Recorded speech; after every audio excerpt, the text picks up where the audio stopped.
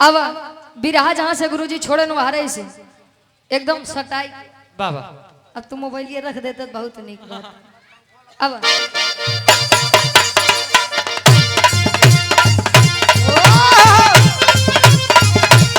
क्या बात है?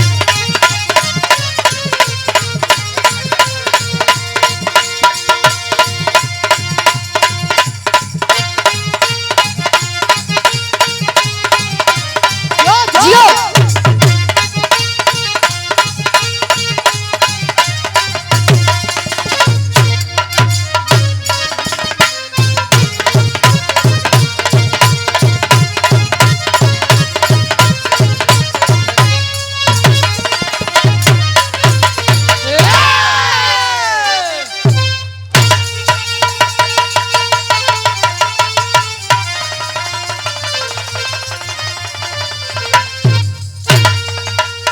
अब समरी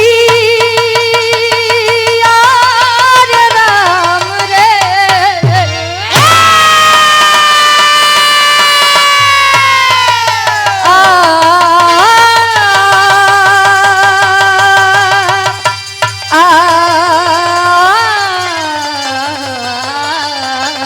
हो रहा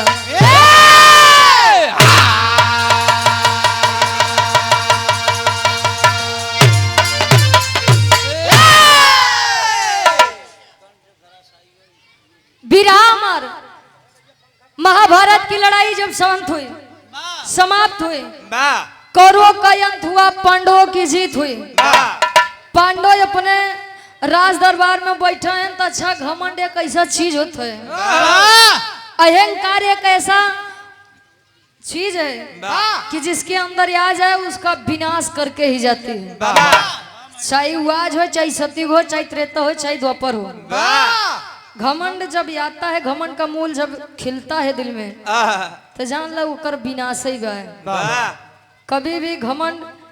न अपने सुंदरता पर करना चाहिए, न अपने ज्ञान पर करना चाहिए, न बल पर करना चाहिए। महाभारत की लड़ाई जब खत्म हुई,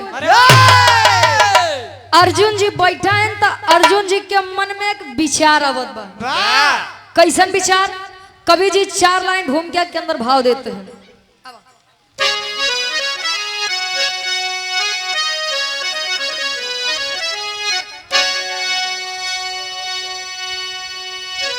दंभ के वृक्ष से नाश फलता सदा, दंभ की स्थिति डुबाती है मझधार में। ज्ञान विज्ञान में दंभ बाधक बना, दंभ की बूझ लगती है संस्कार में। दंभ की जाल में राजा रावण फंसा, ना बचा कोई तर्पण जो पुरखों को देता।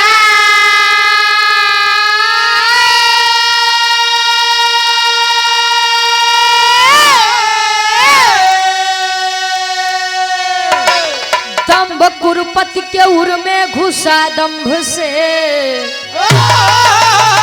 ना बचा अंश कोई जो कुल को बचाता।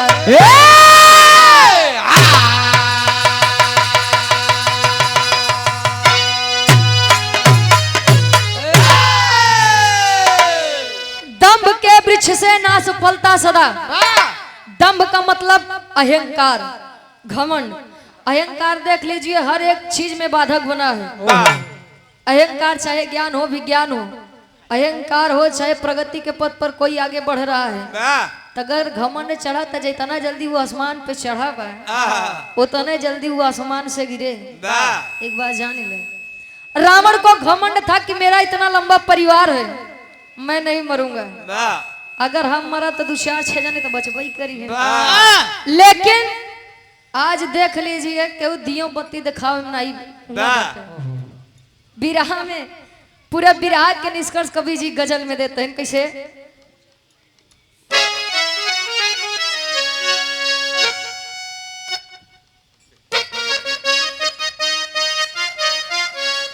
वाह।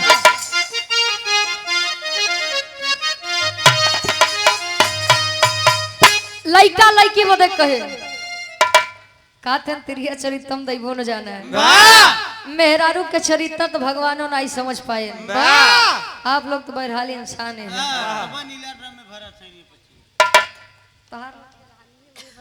ए भैया लइको बतावे कैसे।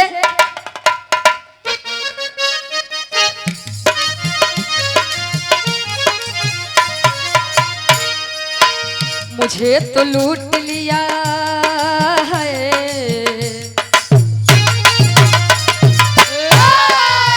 मुझे तो लूट लिया मिलके हुस्न वालों ने,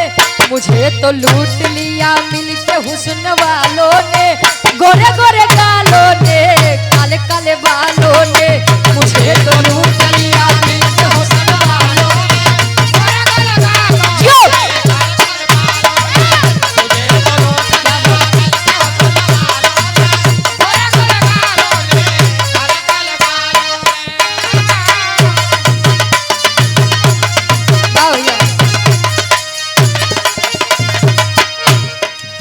मुझे तो लूट लिया मिलके हुस्न वालों ने, गोरे गोरे गालों ने, काले काले बालों ने, काले काले बालों ने। लेकिन कभी का भाव है अहंकार के ऊपर एक लाइन, दम की आँच,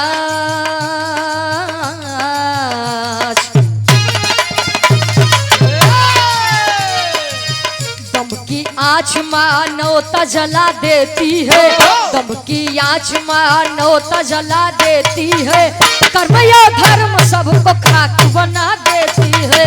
दम की आँच मानवता जला देती है, जिया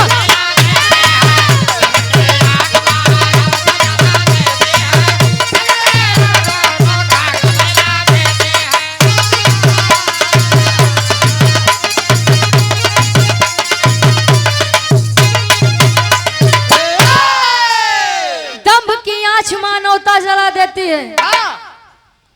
कहा जाता है अगर जो लायक है सपूत है, अब वही मान ला काका तू आन्हा रहा है, तोहरे लइका से केहू आई कह दे अनहरे के लइका अनहरे होते, तब जे सपूत रही भाई उसी तो न बर्दाश्त की, अजय कहे अच्छा छोड़ा जाए दे। महाभारत शुरू के था बड़े भरांसी थे कई चीजें बदे। द्रौपदी जी दुर्योधन का कह रही कि अनहरे के लइका अनहरे पैदा भर, तब जे सपूत रही उसी तो बर्दाश्त होबे न करी। अच्छा विराग के हमरे कहानी के शुरुआत इस बार कैसे गुरुजी।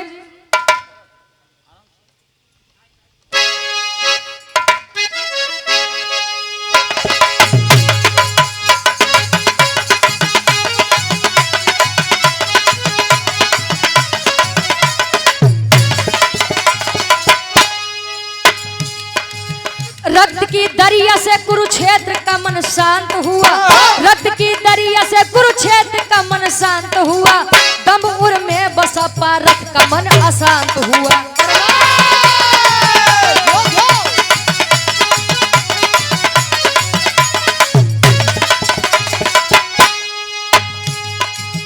फुलाकर बाहा बोले जाके गिरवरधारी से, फुला के बाहा बोले जाके गिरवरधारी से, कोई ना लड़ सका मुझ जैसे धनुर्धारी से।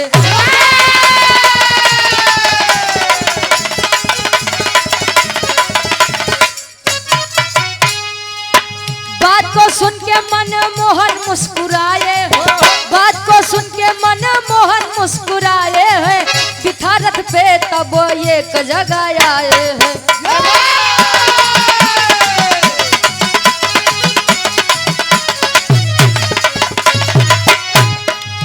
कहे गांडीऊ संग रथ की विदा बेला है, कहे गांडीऊ संग रथ की विदा बेला है, कहे गांडीऊ संग रथ की विदा बेला है, कहे गांडीऊ संग रथ की विदा बेला है। तेरा पे तेरे बैठा मेरा एक चेला है, तेरा पे तेरे बैठा मेरा एक चेला है, तेरा पे तेरे बैठा मेरा एक चेला है।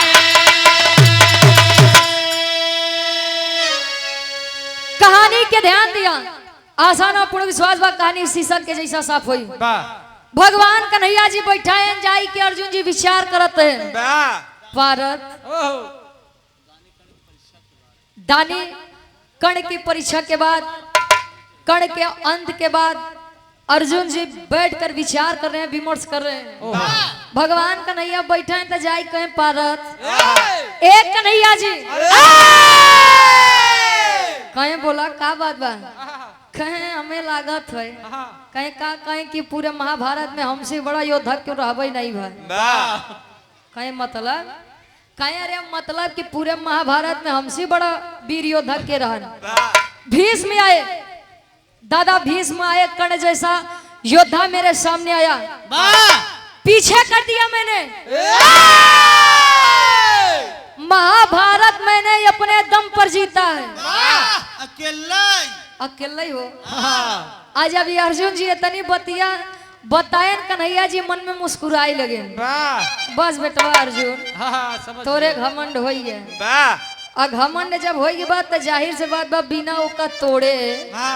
तुम्हारी आंख न खुली। कहे मैं मानता हूँ कि तुमने यहाँ महाभारत अपने दम पर जीता है, लेकिन हमारी एक बात बा करबा कहीं हाँ कहीं नहीं आवत चला। गांडी ऊपर बैठा है, गांडी यानी अर्जुन जी का रथ, अर्जुन जी रथ पे बिठाए और जब आए कन्हैया जी के साथ एकांत जगह पे, गांडी बनकर धनुष रान लगे। जब आए तो कहे कि देखा अर्जुन तुमने सभी का विदाई कर दिया है। कहे मतलब कहे महाभारत में जे जे तोरे साथे युद्ध लड़ा तू ओकर विदाई कर दिया है। अबे एक चेला बचा बा, कहे अबे एक चेला बचा बा, कहे हाँ, कहे बतावा उहू के विदाई कर दिया, हमसे बड़ा योद्धा के रहा। बताइए कौन है, बताओ तेन भगवान कन्हैया जी। एक लाइन गीत लगत बा कैसे,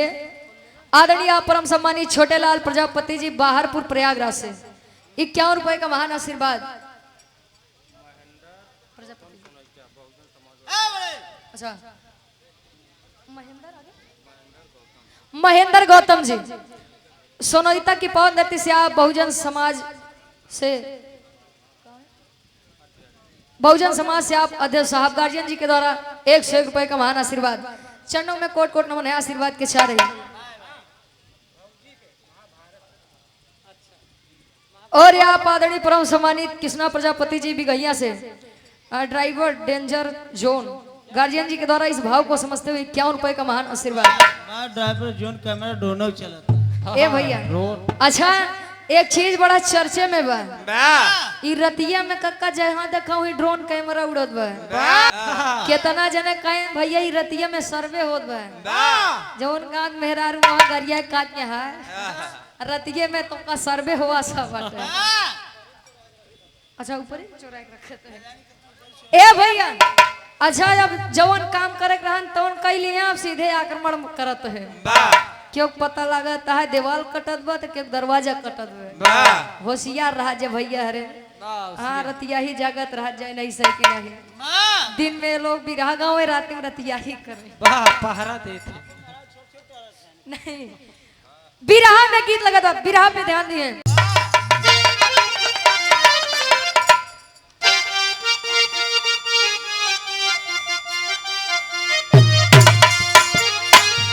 भौजैया बतावे उठे लपीर कमर के नीचे,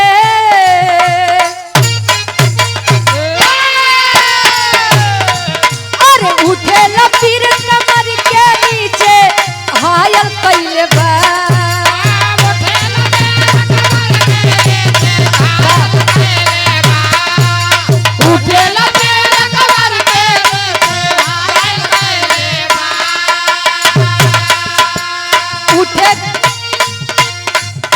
अरे उठे लपीर कमर के नीचे हायल कैले बा। हरदिया पीसाए ननदो दरदिया घायल कैले बा। हरदिया पीसाए ननदो दरदिया घायल, हरदिया पीसाए ननदो दरदिया घायल कैले बा। लेकिन भगवान कन्हैया अर्जुन जी को बैठाई के समुद्र किनारे एकांत जगह पे ले क्या कहे अर्जुन सुनो मेरी बात तुम्हें विदाई के करे के बाद समझाओ तन से बनवारी लाल प्रजापति जी आप गार्जियन जी के द्वारा 51 रुपए का महान आशीर्वाद कटहरा की पावन धरती से अर्जुन जी के समझावे कन्हैया जी कैसे ध्वजा के ऊपर गदा को लेके अरे ध्वजा के ऊपर गदा को लेके बैठा चलबा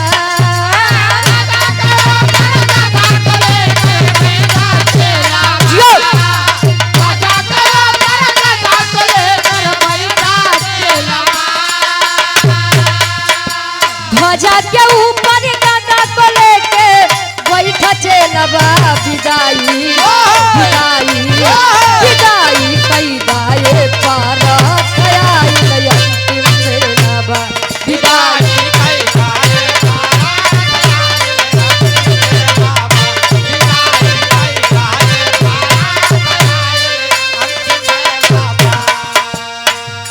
भगवान कन्हैया जी कहे अर्जुन एक मेरा चेला आया था इस महाभारत में कहीं के कहीं वही तोरे रथे के ऊपर जवन ध्वजा लगा बा वही पे बैठा बा अर्जुन जी सोचते हैं यार ध्वजा के ऊपर के बैठी के बैठी मैं नहीं मानता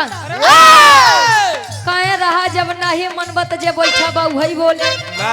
आज तबले रथ से आवाज आती है कौन आवाज आए बातिया के सुन के बोले बातिया के सुन के बोले बजरंगी जवानवा बातिया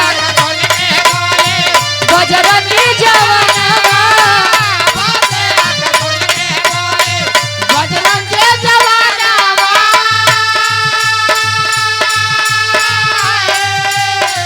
कारण के बारिया बोले कारण के बारिया बोले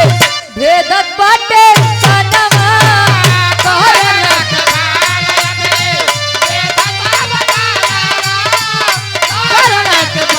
जियो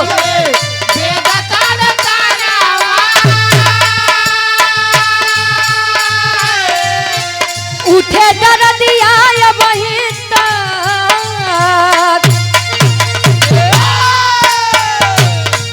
अरे उठे डर दिया वही तक तनवा झेलता विदाई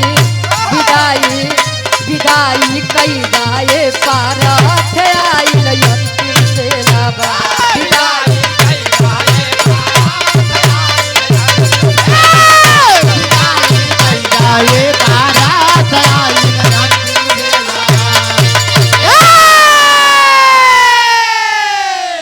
ध्यान दिए भगवान कन्हैया जी के बतिया सुन के रथ से बैठा बजरंगी यानी हनुमान जी पवन सुत बोले स्वामी ए नाथ सबके विदाई तो हो गया हमारो विदाई करवाई देता मैं बात तोहरो विदाई करवाई दे करवाई दे भैया बात जाबू धीरज प्रजापति जी आप लमाही की पावन धरती से 21 रुपए का महान आशीर्वाद कहे कि जब तक जो बाण अभी तक कर्ण जी ने बेधा था चलाया था एक एक बाण प्रभु जी ही तन में बेधत बा सालत बा के कर हो कर्ण जी के हो वही कर्ण दानी कर्ण एक बात जान ले बिरहा के आखिरी में एक बात बताऊं अगर बुद्धिजीवी लोग जब बिरहा सुनत हुई हैं उनके बदे भाई कहे कि जो जो बाण कर्ण ने चलाया था वो बाण अभी तक मेरे शरीर में जान ला भगवान चुभत बा हमारा उद्धार कर देता स्वामी और जब इतनी बतिया अर्जुन जी सुना कहे मैं कैसे मान लूं कैसे मान लूं मैं कर्ण के जितना बाण आए ओकर सामना हम करे थी हनुमान जी को ने बाण के बात करत है कहे अर्जुन अबे तोरे नाई समझ में आवत बा तब हनुमान जी बता रहे हैं कि पूरे महाभारत में किससे बड़ा वीर कोई नहीं था झूठे बा फुलाए से कुछ नहीं होते अर्जुन बतावतन कैसे तेरी के भाव में कवि जी लिखते हैं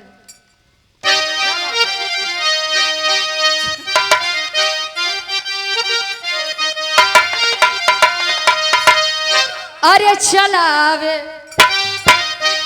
अब रण कर्ण बनवा अरे चलावे रण में कर्ण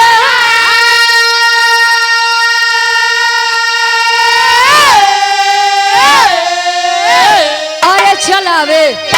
रण में कर्ण बनवा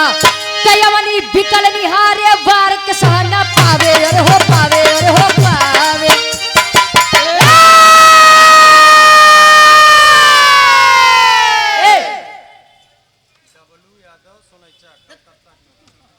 डब्लू यादव भैया जी सुनैता कलकत्ता की पावन धरती से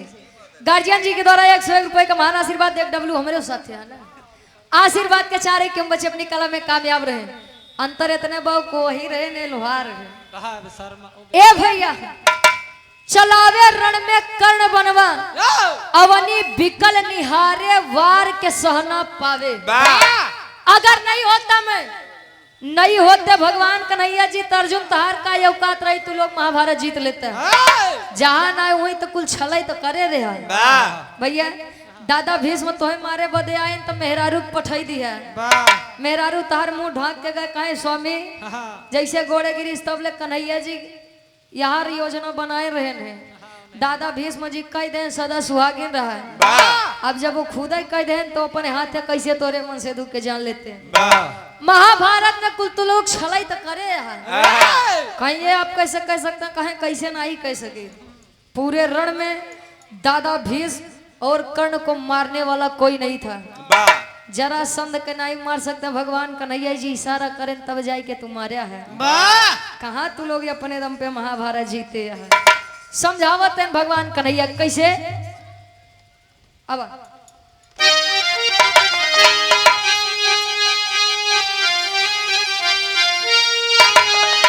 अरे कोई नहीं है वीर कर्ण से अब भारी गिरिवरधारी हो अरे कोई नहीं है वीर कर्ण से अब भारी गिरिवरधारी हो होती नारद देत सिंधु में डारी गिरिवरधारी हो होती नारद देत सिंधु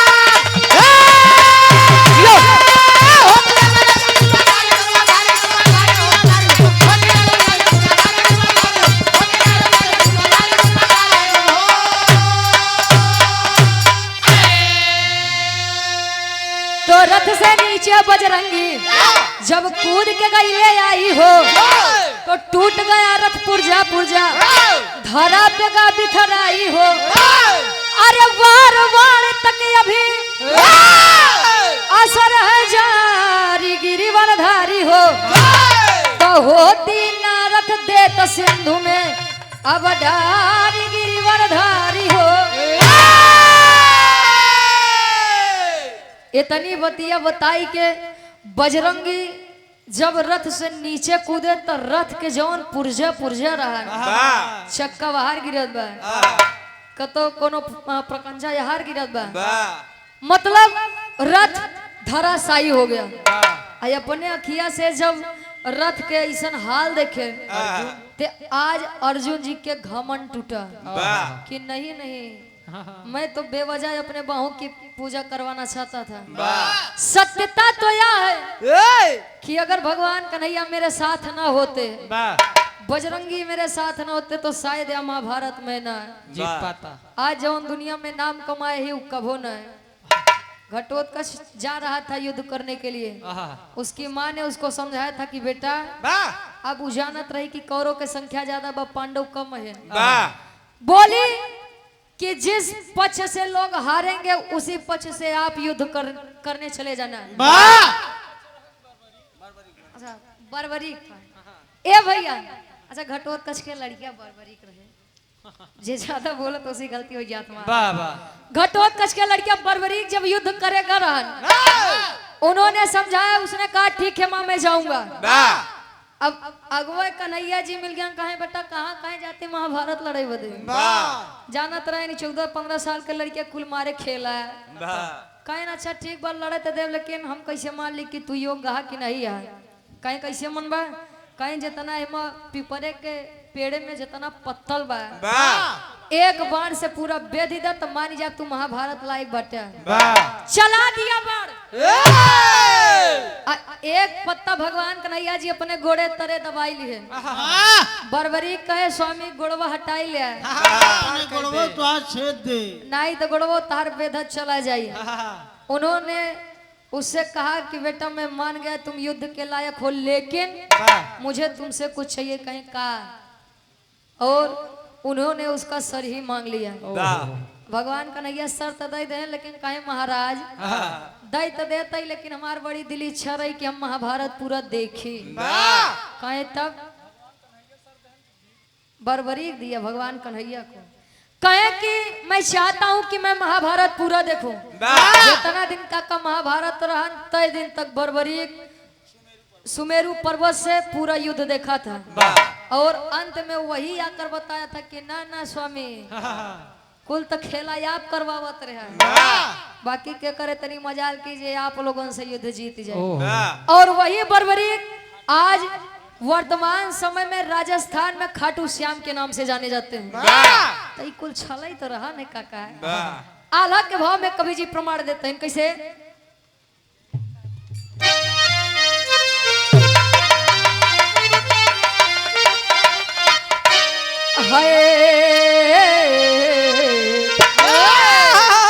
हो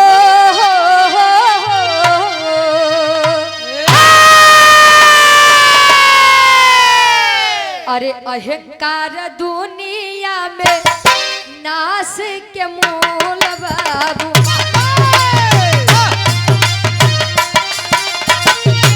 अहंकार देला ज्ञान मान भी सदा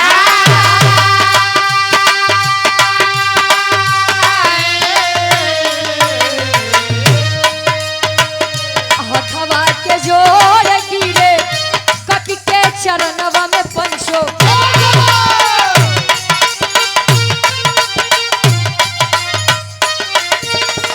माफ कई दा गलती हमार बहुत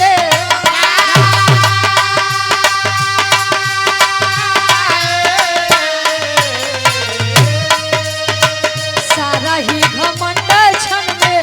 दूरी होई गइल बाबू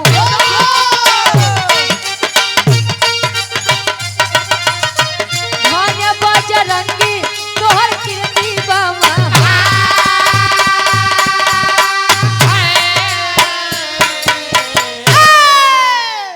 ए भैया जा करके जब हनुमान जी बताए कि अगर मैं ना होता तो शायद कर्ण जी का बाण आप नहीं झेल सकते थे और प्रमाण के तौर पे देखला नीचे कूदे ना तो तहार रथ कुल पुर्जा पुर्जा बिथराई गया आज अर्जुन जी का घमंड शांत हुआ ऐसा नहीं बट के कुल घमंड देवी देवता असुरन के भरहन घमंड कतो न कतो नहु लेके लोग के आई रहन रामायण जब जीत के आ रहे हैं प्रभु श्री रामचंद्र जी तो नहु के मन में एक अहंकार हो गया कि बतावा रावण जैसा विद्वान जो 6 महीना आगे के बात जानी ले उसको भी मैंने रण में पीछे कर दिया तो हमसे बड़ा योद्धा कहाँ बा तो काका घमंड चाहिए देवी हो चाहिए देवता हो चाहिए दानव हो क्योंकि घमंड आज के समय में टिका नहीं बा यहाँ जब विदाई करे लगे तब बजरंगी जी के घोड़े गिर के अर्जुन जी समझावत हैं अच्छा विरह को सुनने वाले आप लोग जानते हैं महाभारत आप लोगों ने देखा है कर्ण का महाभारत में एक ही प्रण था एक ही प्रतिज्ञा थी कि मैं कभी भी इस महाभारत में निशस्त्र इंसान के ऊपर बाण नहीं चलाऊंगा जे खाली हाथ हो करे ऊपर बाण चलाए का मतलब निकली अगर वीर है योद्धा है तो मुझसे युद्ध करे तब मैं मानूंगा कि मेरे लायक था कि नहीं था लेकिन जब कर्ण का रथ का पहिया वो गढ़ा में धंसा उस दिन शायद न्याय भी मौन रह गया था और जब कर्ण निशस्त्र था हाथ में कोई हथियार नहीं था तब अर्जुन जी ने उनके ऊपर धोखे से बाण चलाया था और धोखे से बाण चलाई के तब कर्ण जी के जान लिए रहे ए भैया बुद्धिजीवी आप लोग है कौरव महान की पांडव महान एक आप लोग विचार कर रहे हैं उन लोगों ने शुरू से ही छल किया था अब बाकी ते आप लोग बुद्धिजीवी है, ढेर बतावे के जरूरत नहीं बा नहीं बा। वेद में भेद नहीं, भेद है विद्वानों में। कुछ जने होते तो किताबी कीड़ा होते, जितना पढ़िए उतने ध्यान दे हैं। और कुछ लोग होते हैं कि पढ़े के बाद पर अमल करते हैं, नहीं यार ये सुना एस कैसे बा। तो ये लोग बुद्धिजीवी लोग हैं, इनके लिए अभिराह था। आखिरी में खड़ी के भाव में कवि जी लिखते हैं इनका,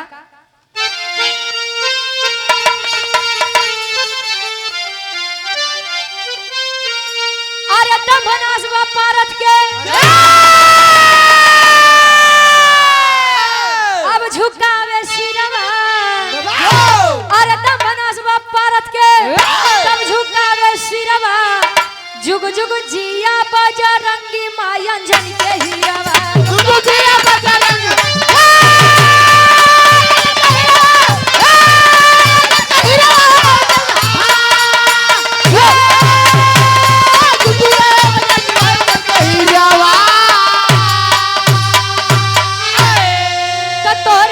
जितली महाभारत के लड़ाई हो, तो कर जा तो हार कबहू जाई ना चुकाई हो,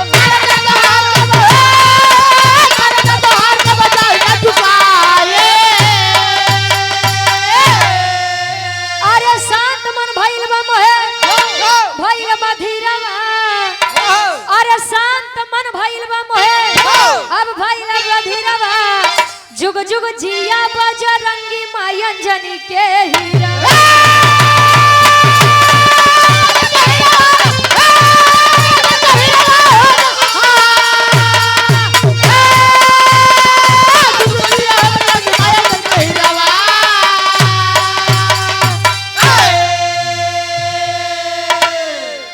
आज घमंड अर्जुन जी का खत्म हुआ, बजरंगी जी की विदाई की है। यही वजह कहा जाता है कि घमंड ढेर दिन तक चलत नहीं, कोई ना कुछ लेकर आया है ना कोई कुछ लेकर जाएगा, सब धरा के धरा रह जाए तो काहे झूठे गुमान कराया शरीर पे। आखिरी में खानदान के परिचय बा कैसे,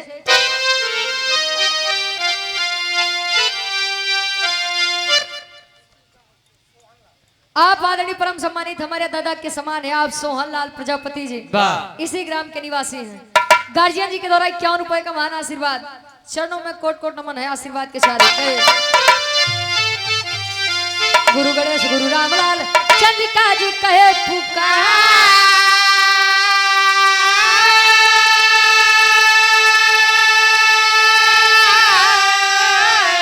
अरे कथन करे कबीर राधे श्याम सुरेंद्र राम